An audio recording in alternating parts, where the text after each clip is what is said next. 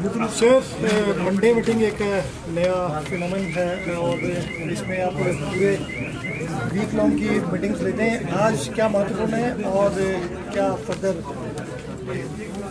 आपदा को लेके सेंटर से कुछ देखिए, सोमवार को सभी सेक्रेटरीज के साथ बैठक होती है, डिपार्टमेंट का रिव्यू होता है और डिपार्टमेंट के रिव्यू के बाद ये फैसला किया जाता है कि कौन से डिपार्टमेंट में किस चीज़ की क्या ज़रूरत है। जहाँ तक आपदा की बात है, मैं हिमाचल के लोगों का धन्यवाद करना चाहता हूँ और सबसे ज़्यादा प्यारे बच्चों का भी धन्यवाद करना चाहता हूँ जो अपने जन्मदिन में आकर इस आपदा राहत कोष में पैसे दे रहे हैं। सरकारी कर्मचारी का बहुत बड़ा योगदान हमें आपदा राहत कोष में मिल रहा है और आपदा राहत कोष में जो विपदा आई है उसमें आपदा राहत कोष में लोगों ने बढ़ चढ़कर दान कर रहे हैं।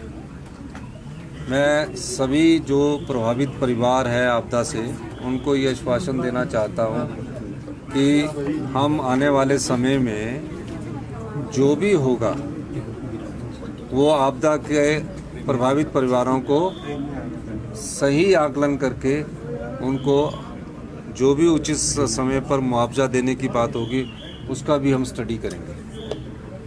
सर, प्रियंका गांधी हिमाचल आने वाली एक शेड्यूल तय हो गया है? नहीं, मुझे तो आप ही से पता लग रहा है।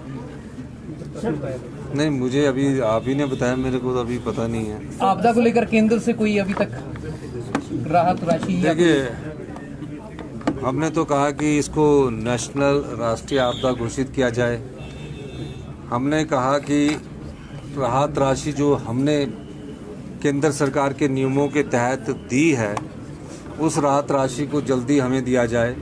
तो अभी जो दूसरी टीम आई है उसकी रिपोर्ट सबमिट होने की बात कह रही है, लेकिन हमें आपदा में अपने सोर्सेज से, चाहे वो बागवानों का सेब पहुंचाने की बात है, चाहे किसान की फसल को जो फसलें हैं, सब्जियां हैं, उनको मंडियों तक पहुंचाने की बात है। हम उसमें सफल हुए हैं और हमारा प्रयास है कि पहले जो हमारे किसान हैं, बागवान हैं, उनका फल और सब्जी मार्केट में पहुंच जाए और उसके बाद जो राहत राशि है उसके लिए हम केंद्र सरकार से एक बार फिर अनुरोध करेंगे। देश चुनाव को लेकर देश में चर्चा चली है और राहुल जी ने भी कहा कि ये संघीय ढांचे पर हमला है। सर, आप किस तरह से देखते हैं? देखिए, ये तो हमारे हाईकमांड ही तय करता है और जो हाईकमांड तय करता है उसके आधार पर हम आगे बढ़ते हैं। सर, भाजपा आरोप लगा रही है कि जो मंडी यूनिवर्सिटी का दायरा घटा रही है प्रदेश सरकार, बहुत सारे कॉलेज को बाहर कर दिया है। देखिए, कोई विश्वविद्यालय जो खुलता है उसके कोई नियम कानून होते हैं। आपने ठीक है कि चुनावों से 6 महीने पहले जयराम ठाकुर जी ने सरदार पटेल मंडी यूनिवर्सिटी खोली और खोली कहाँ? कॉलेज में, और उसके साथ कॉलेज को एफिलिएट कर दिया। जिस तरह स्कूल खोले ना उसमें टीचर नहीं है, बच्चे नहीं है, उसी तरह इन्होंने यूनिवर्सिटी भी खोल दी। अब यूनिवर्सिटी में जितने बच्चों के पेपर होने हैं उसका इंफ्रास्ट्रक्चर नहीं है, क्वालिटी एजुकेशन की तरफ बैठने की व्यवस्था नहीं है। आप मुझे यूनिवर्सिटी का कोई ढांचा तो बता दीजिए कहाँ उनकी बिल्डिंग बनी है। मंडी यूनिवर्सिटी से मंडी के कॉलेज को उन्हीं में एफिलिएट किया गया है और जो कॉलेज हमने वहाँ से निकाले हैं कि उनके एग्जामिनेशन सेंटर कैसे होने चाहिए उस दृष्टिकोण से किया है। कोई यूनिवर्सिटी बंद नहीं कर रहे हम पहले उसका इंफ्रास्ट्रक्चर में सुधार करेंगे और इंफ्रास्ट्रक्चर में सुधार करने के बाद हम जो पाएंगे कि क्या इस यूनिवर्सिटी में क्या क्या कोर्सेज शुरू किए जाते हैं वो डिसाइड करेंगे। कॉलेज ही है वो, यूनिवर्सिटी नहीं है। अभी उसको नाम दे दिया क्योंकि चुनाव लड़ना चाहते थे और चुनाव में फ़ायदा उठाना चाहते थे। हम जो भी काम कर रहे हैं हम ये देख के काम नहीं कर रहे कि हमने चुनावों में लड़ना चुनाव लड़ना है। हमने अब अगर राहत पहुँचाई है तो ये देख कर राहत पहुँचाइए कि आम आदमी के घर तक हमारी सरकार पहुँचे, हर गरीब के दरवाजे तक हमारे मंत्रिमंडल के सदस्य जा रहे हैं, रोज़ रिव्यू मीटिंग ले रहे हैं। ये सरकार की कर्तव्य निष्ठा को दर्शाता है। और जहाँ तक मंडी यूनिवर्सिटी की बात है, मंडी यूनिवर्सिटी को कोई बंद करने का राजनीतिक लाभ उठाना चाहते हैं। लोकसभा चुनाव आ रहे हैं तो तरह तरह के शगुफे छोड़ेंगे और अपना ध्यान वो अपना ध्यान वो पत्रकारिता के माध्यम से अपनी ओर आकर्षित करवाना चाहते हैं। यही उनका मुख्य ध्येय है। प्रधानमंत्री हिमाचल प्रदेश को दूसरा घर मानते हैं। इस आपदा की स्थिति में आप उनसे क्या उम्मीद करते हैं? क्या व्यक्तिगत रूप से दोबारा उनसे बात करेंगे?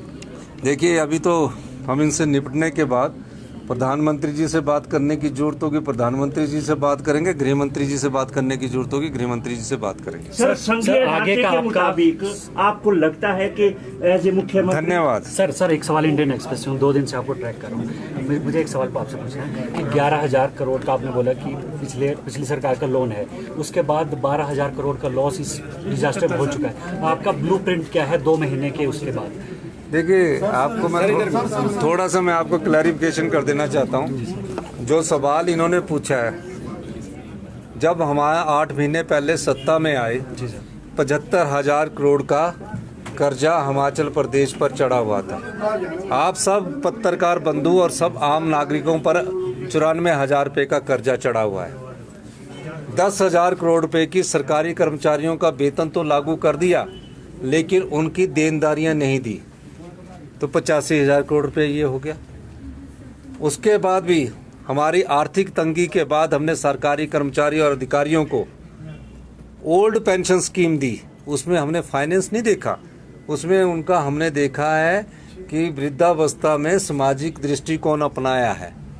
उसके बाद आपदा आई, आपदा में हमें राहत नहीं मिली, लेकिन पूरी सड़कें हमने खोल के रखी, पूरी पानी की योजनाओं को हमने चालू करके रखा, 75,000 टूरिस्टों को यहाँ से निकाला। अब 12,000 करोड़ रुपए का हिमाचल प्रदेश को नुकसान है। मैं सभी से कहना चाहता हूँ, हिमाचल प्रदेश को अपने पैरों पर खड़ा होना पड़ेगा, हिमाचल प्रदेश को आत्मनिर्भर बनाना पड़ेगा। उसके लिए हम व्यवस्था परिवर्तन कर रहे हैं। कुछ विभागों में व्यवस्था परिवर्तन हो चुका है और कुछ में हम और तेजी ला रहे हैं। पहली बार है कि PWD IPH में टेंडर 60 दिन की बजाय 20 दिन के अंदर लग रहे थे। पहली बार है कि PWD में 3 दिन के अंदर हमने टेंडर लगा के सारी सड़कें खुलवाई। एक भी बागवान आज ये नहीं बोल सकता कि कहीं हमारी सड़कें ना खुली हो। हमने काम किया है।